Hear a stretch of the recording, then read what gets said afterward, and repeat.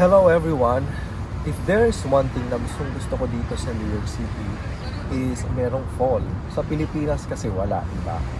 So, did you ever wonder kung anong itsura dito sa neighborhood ko kapag taglagas? Well, samahan nyo ako and then sama-sama nating tingnan kung anong itsura ng paligid kapag fall or autumn.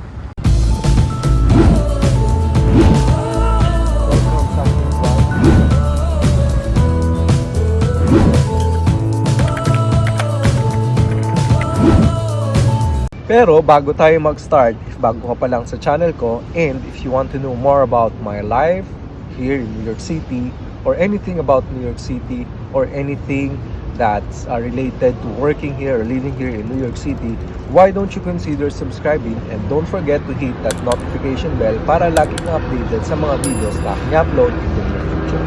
So this is just a random vlog na ginawa ko since nandito na rin naman ako, and I have with me is a coffee. Pero paubos na siya. Maybe we should go first sa deli store and then order tayo ng, I guess, $2 coffee. And then after that, we can go ahead, walk around the neighborhood, and then let's find out kung maganda ba talaga ang kulay ng paligid kapag autumn.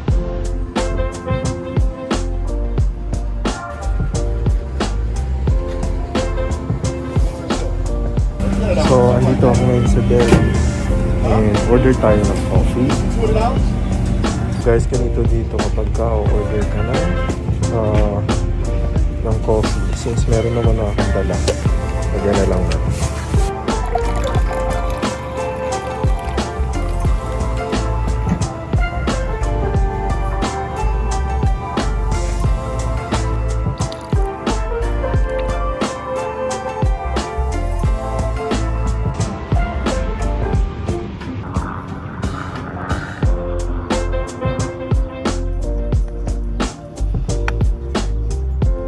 Since ready na ang ating coffee, then let's go and check out the neighborhood.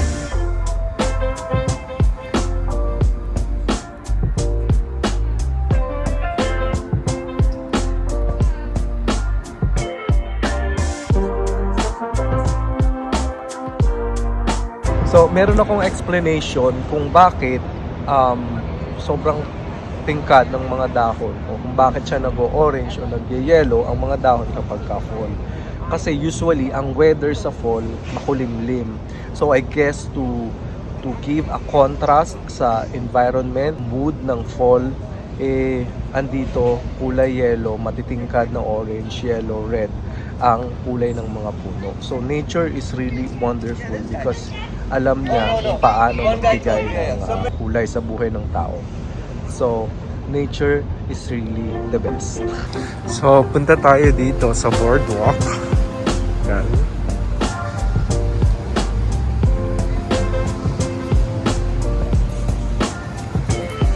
Nakita nyo yung mga puno, half green, parang gradient na siya, oh.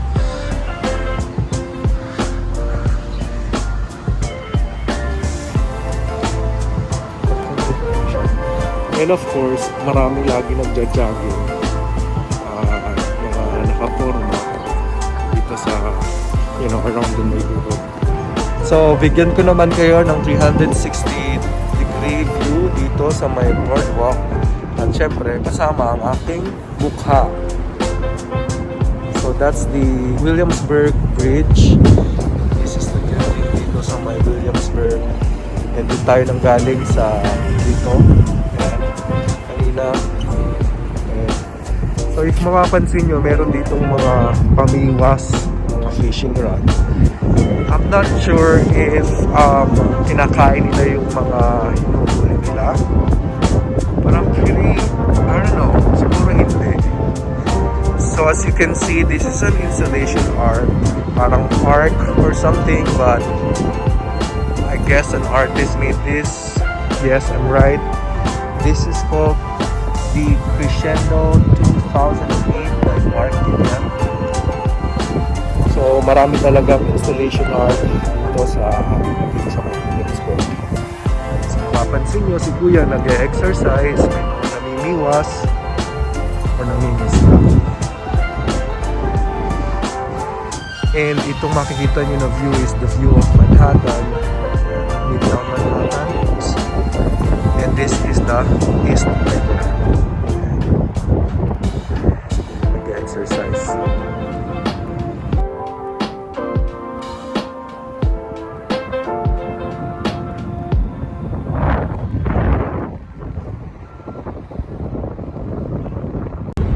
So guys, sa likuran ko nakikita nyo is the East River Ferry.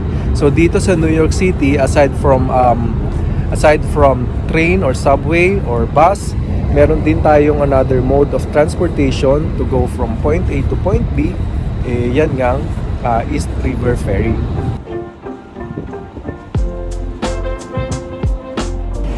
So pumasyal naman tayo sa may parting Domino Park. And let's see kung anong itsura niya kapag taglagas, autumn or fall.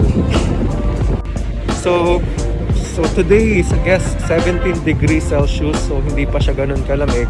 So that's why ito lang yung suot-suot ko na medyo manipis na jacket, and hindi naman ako nilalamig.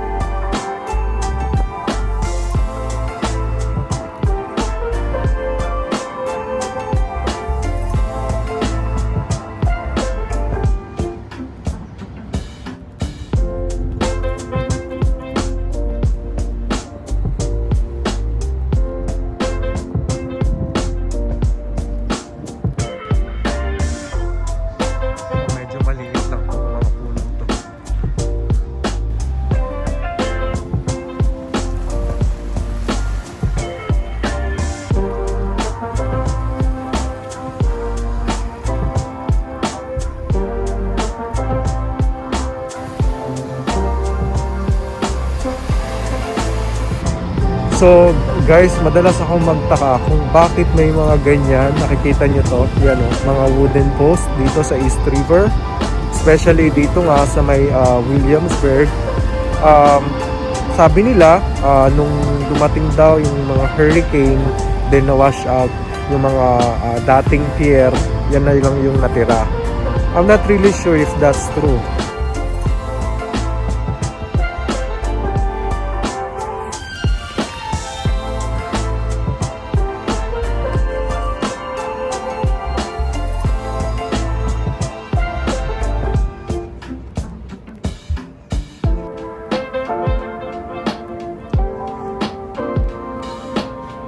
Ito ay isang oak tree. So sobrang tuyo na yung mga dahon niya, at talaga namang marami nang naglagpakang mga dahon. At kung nanay ko ito, siguradong kamot ang ulo niya kasi alam niya na maraming wawalisin.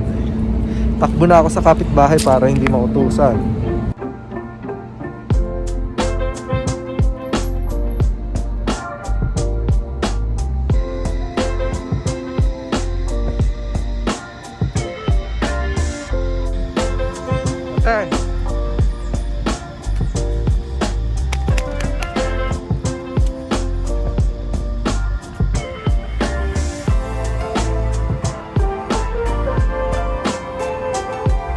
So guys, andito tayo ngayon sa Grand Ferry Park.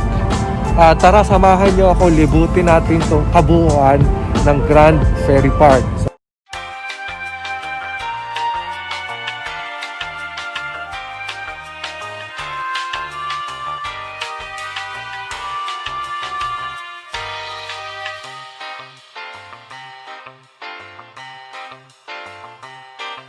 So that's it guys, it's 1 minute and 30 seconds. So ganun kaliit Grand Ferry Park. So guys, andito nga tayo sa dating pier na Grand Ferry Park, na alam nyo, bakit dating pier? Kasi before 1904, isa siyang pier na nagko-connect from here, Williamsburg, Grand Street, Williamsburg, papuntang Manhattan sa Lower East Side, Houston Street. Since nung tinayo nga itong Williamsburg Bridge noong 1903, there's no need na magkaroon pa ng ferry, ng pier to connect between the two island, Manhattan at saka Williamsburg. So noong 1974, tinayo nga nila itong Grand Ferry Park, and parang isa sa mga magandang feature nitong park nito is every material na ginamit dito, siguro mga bench and everything, is made out of recycled material. Yung chimney na naandito, yan is a relic of the smokestack ng Pfizer company na nilagay nila dito. And alam nyo ba guys, noong 1903 nabuo o nakompleto ang pagpapatayo nitong Williamsburg Bridge. And for 21 years, if I'm not mistaken, siya ang may hawak ng world record as the longest suspension bridge.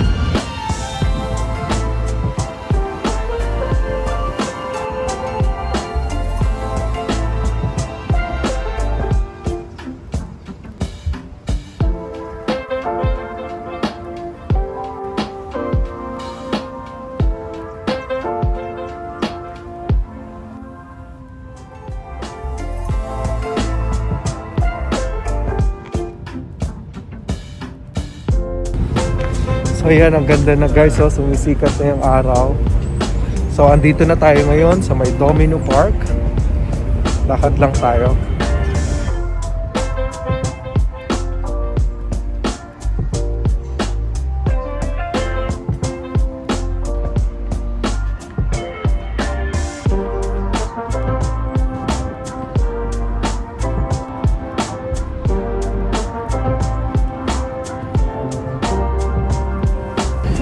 So yan guys, naglalakad tayo dito sa may Williamsburg, still East River. And people are hanging out pagka biglang init, parang naglalabasan agad yung mga tao. Kanina, konti lang yung mga tao eh. So this is the playground.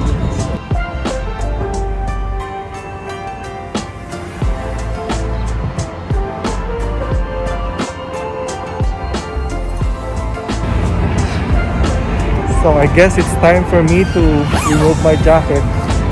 Medyo mainit na. So I guess hindi ko makakalimutan to, no? Itong mga halaman na to. So tinatawag siya na goldenrod. I don't know if napanood niyo yung aking vlog about Brooklyn Botanical Garden. So nakita ko siya.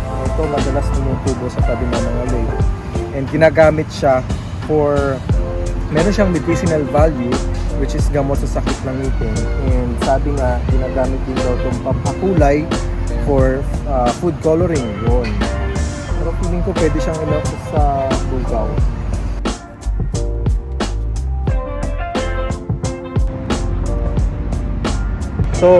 So guys, bakit nga ba tinawag na Domino Park itong Domino Park? Saan nang galing yung salitang domino? So guys, sa likuran ko is a sugar factory na tinatawag na Domino Sugar Refinery Building. So tinayo siya noong 1883 and nag-end yung operation niya noong 2004, and sa ngayon ginagawa siya as a residential building.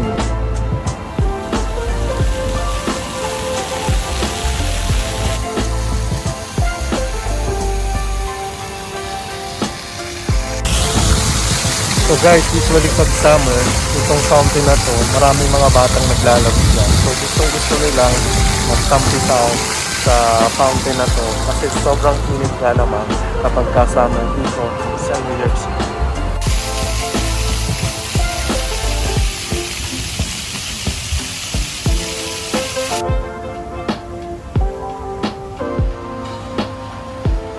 But I don't know about you guys, pero sobrang ihingi na ako. And ihilang ako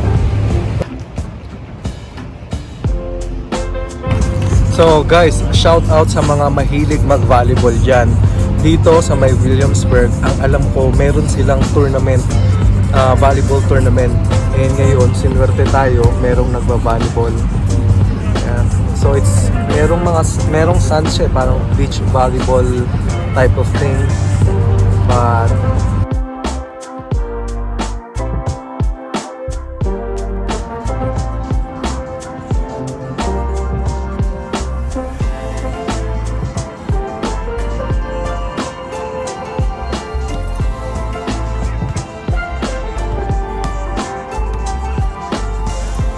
one of you may ask, bakit parang hindi nagso-social distancing yung mga tao dito?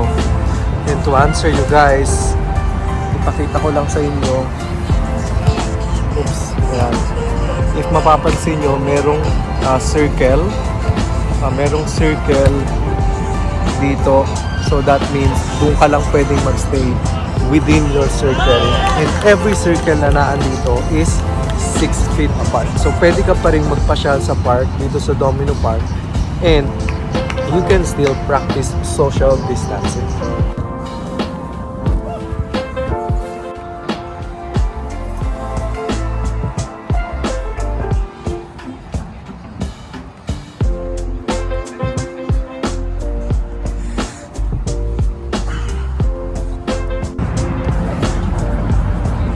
So as you can see guys, see, lahat sila within the circle.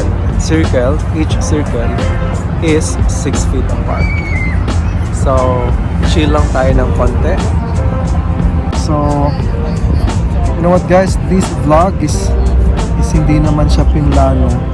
Lumabas lang ako kanina para mag-coffee outside, and then out of nowhere naisipan ko mag-vlog.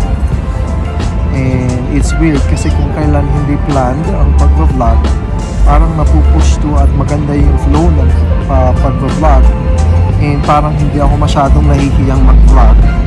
Pero pag pinlano ko, hirap na hirap akong mag-vlog, nahihiya ako sa mga tao. Pero now, wala na akong pakialam sa mga tao. Pero guys, you know, one thing that I like here in New York City is that kebs ang mga tao sa'yo. As long as hindi ka nananakit, wala kang sinasaktan, or hindi ka nakakaperwisyo sa iba, push nyo lang yung mga ginagawa. Sometimes at the cost of being weird, or at the cost of being kakaiba, parang may tama, maraming gumagawa nun dito sa New York City, and New Yorkers really just don't care, which is nice, right?